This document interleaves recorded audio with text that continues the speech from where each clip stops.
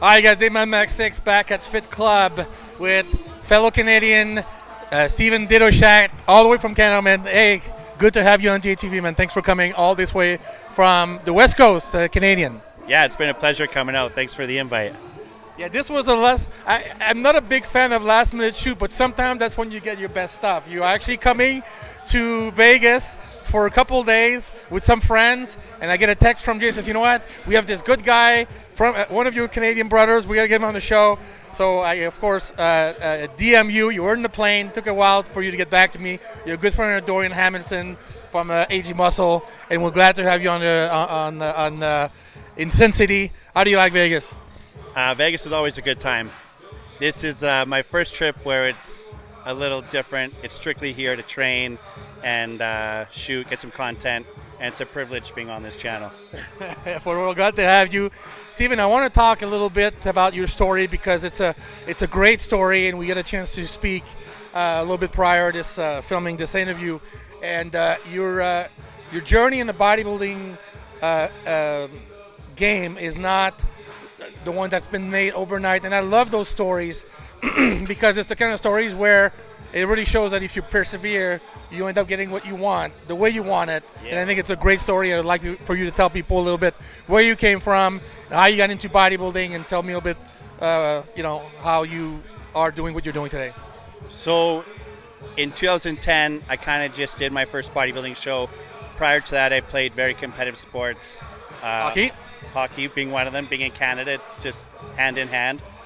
But in regard to that, on my lunch breaks in high school, I was a quiet kid, so instead of hanging out with everybody, I'd go to the gym and I would literally do arms or shoulders every single day. I've done that. So that's where I spent my lunch hours, up in the facility training. I had no clue what I was doing, but it was that's where I just felt at peace, doing my own thing. How old were you? Grade 12, so 16 years old. Okay. And my first show was in 2010, and I just fell in love with it from there, and everything behind me was just like, I found a new group of guys. I just learned at a young age that in order to be successful in this industry, I needed to surround myself with like-minded people. With the right tribe. Yeah, so during this path, I've definitely surrounded myself with those people, and it's been an amazing journey. Talk to me about the reason why you started competing. We all have either a friend who did a bodybuilding competition, or were you reading magazine? What actually clicked for you and said, you know what, I think I'm going to give this bodybuilding thing a try? Because you start doing well right away at the beginning. Yeah, I mean, I was actually a doorman in a nightclub and actually thought I was pretty big at the time. But a good buddy of mine, Richie, still friends to this day. He brought me to my first bodybuilding show, and I had no clue what to expect. And the middleweights came up, and he's like, "This would be your class." And I looked at him, I said, "There's no way I can look like this." He's like, "Yeah, you just got to diet down, and you put some mud on you, and you get tanned, and you do all this stuff." And I was like, "Okay, let's give it a shot." And so I started prepping. I told my parents, and they were like, "Okay." And if I had a project due in school, I would take the F because I wouldn't go in front of the class. So the whole town, my parents, everybody came up to watch me do this show. And I ended up winning the middleweight division. And we came out, and my mom's like, "Me and your dad had a feeling you just weren't going to come out." And I was like, "Why?" And she's like, "You're shy. You wouldn't do projects in front of the school and the class. You would just say you didn't do your homework." And so when everybody started walking out, I said, "Oh my God, like, what am I wearing?" And I am walking out in front of thousands of people. And that was it. You did it anyway. Yeah, I had a blast. And so not shy for that. Can you explain the difference? Well, when I walked out, I couldn't see anybody in the audience because the lights were blinding. Yeah. And I just did my thing. I was posing. It wasn't the greatest posing. But from that show, I just said, like, that's it. This is what I want to do. We went to the provincials the following year and ended up winning my class. And I said, that's it. Let's see how far we can take this. Like, I absolutely love this because it's a very self-driven sport. And of course, we have our coaches and stuff like that. But in order to work, like, I'm the only one that can physically do the work. So I'm the only one I can point the finger at if something doesn't go well. Yeah. Let's talk about, so you started as a middleweight. How much did you weigh? Do you remember? 164. 164. How much do you weigh today? Today I'm 240. Almost 100 pounds difference. And you were talking about, coaches. Who were the first coach that you worked with at the beginning to learn all that stuff? So my first coach was the guy who actually brought me into the industry, Richie Chan. And then from there, I had my cousin helping me. We did a couple of shows together. And then when I decided, this is what I want to do, I hired Chris Aceto. We did 4 shows together. We had a great record. And I don't want to say I kind of jump coach to coach, but... you stayed for a couple of years with Chris, you said. Yeah, 2.5 years. I learned a ton, and I know Aceto during that time, and still today, he was like the man. So everybody's like, yeah, go to Chris, you'll get muffins and all this stuff. Muffin pump. Yeah. So, we did fantastic. We came first, second, third, all in pro qualifying shows. So my hat goes off to him for everything he did for me. And from there, I went to Dorian. Hamilton. Yeah, great guy. And not only was he a coach, but we built a fantastic relationship as friends, still to this day. And as you can see, I'm still with the team. And I'm very grateful to be with Dorian in the industry. He was telling me before we actually met that he really admired your perseverance, because in the Canadian, it's not like in the United States. So there's only one pro card per year. So as you went up the weight class from middleweight all the way up to super heavyweights, you had to basically not only win your class, but to win the overall. So it took you a few years to actually finally get the pro card you wanted. And talk about that a little bit and tell me what you said off camera. Yeah, it's definitely a little harder in Canada with one pro card being awarded. And I'm still not a super heavyweight. My last couple of shows, I was about 198 pounds. Really? Just 198.4, so that actually puts me in the heavyweight class. Yes. So being at that weight, I was usually the lightest guy in the class. Okay. Which we all know, weight really doesn't mean anything. But I was coming first, and I wasn't winning the overalls. And something that I learned this past year was just self-confidence. And that's something I really focused on 2020, 2021. And I feel going into my most recent show in Toronto, I just, in my head, I would wake up every morning and I would look myself in the mirror and I'd be like, hey, you're a pro. Just do what you got to do, put the work in, you're a pro. You're just not in there yet. But I had to tell myself and remind myself, be a pro, I got to act like a pro. I did everything I possibly could. It turned out the way you wanted. It was a very emotional win, to say the least. And everyone was there. Your family, your friends, they actually were there to see you turn pro. The whole HD team, my business partners at West Coast Iron, Ron and Corey. Corey actually flew my parents out. And I said, dude, no, don't do it. And he's like, dude, it's happening. Your parents haven't missed a show. They got to be there. And so it was really cool just having everybody who's been in my corner since day one watch me finally achieve a lifetime goal. And it's just getting into the pro leagues, and now it's just the beginning all over again. I can't wait to see what happens next. Must have been a hell of a party after that win. Yeah, we ate some good food, and then I'm not a big foodie, so we went to the keg and I had a good steak and potato, and back to the drawing board. What's next? I'm ready to go. Well, I want to talk about your work a little bit. So you're on the West Coast, and you actually own the gym with Ron Partlow and Corey. You have 2 partners. That One of them was here today. I missed Ron. He actually had to go back to Canada, which I wish I could have seen him today. But what a great story. So you own a gym that you used to train at before. And tell me the story behind the gym. So you used to train there, and you ended up buying it. Yeah, so before it was West Coast Iron, it was called X Club. So I trained there for years, and unfortunately the owner had passed. And with a couple of us locals, we actually owned supplement stores in the area. And we said, okay, this gym just can't. And he had no family and nothing to pass it on to. So we kind of just kept the doors open until whatever money was in the bank account kind of paid the bills and emptied. And we were talking to lawyers and stuff like that, and found out how can we keep this going? What can we do to take over? And so it took a lot of work. We closed down for a couple of months, renovated, spent a ton of time renovating, ordering machines, hand-picking machines.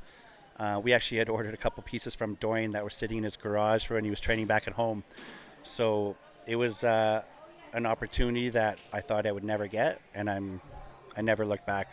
owning a gym is like a dream come true. Especially if you're a pro bodybuilder, yeah, that's for sure. And Ron, which is great. I mean, Ron has been touring the entire world for years now, rating gyms and rating the machines and everything. I think he loves doing that stuff. So I think for him to own the gym is just fitting, with friends. Yeah. That's awesome. What were you doing before you owned the gym? What kind of work were you doing? What kind of physical work? Construction with Shaw Cable, all underground work, rain, shine, or rain or snow. It didn't matter. I was digging trenches all day, every day, with a shovel and a pickaxe. Well, you can't fit in the hole, you were telling me. Yeah, so everything's underground, so we'd have to go in manholes, and with all the safety gears and the lanyards, I didn't fit, so I'd be on top kind of spotting with the radio, eating my food, and if somebody was driving by who knew me, they'd send me texts like, "What are you doing?" I'm like, "I'm spotting and eating." It's kind of, it was funny because there was a lot I couldn't do, but I did my best. But I was there for 10 years. 10 years. Yeah. Wow. So you go to school for that? No. No. No. Wow. Like I said, in school, I had a hard time in school. I was shy. I didn't like going in front of people. And, like, the fact that I'm doing an interview right now. I think you're doing I'm great. having a good time. I'm having a good time. This is everything I wished for in life. Being a pro bodybuilder, owning a gym. Like, I'm living the dream I once wished of. That's awesome. So before you got into the gym business and became a pro bodybuilder, did you think you could make a living at bodybuilding? I mean, I'm sure it was a dream, but could you ever imagine that this is what my life's going to be? I'm going to be a full-time bodybuilder. I would have never guessed. No. Not at all. Yeah. I mean, before, I was working Shaw Cable. I was coaching online. I had a supplement store. I had the gym. And it came to a point where I was running thin. I had to let some stuff go. And now that I look at it, I made the right decisions because I'm doing everything I love doing. I wake up, and it doesn't feel like work other than when I'm in the gym training.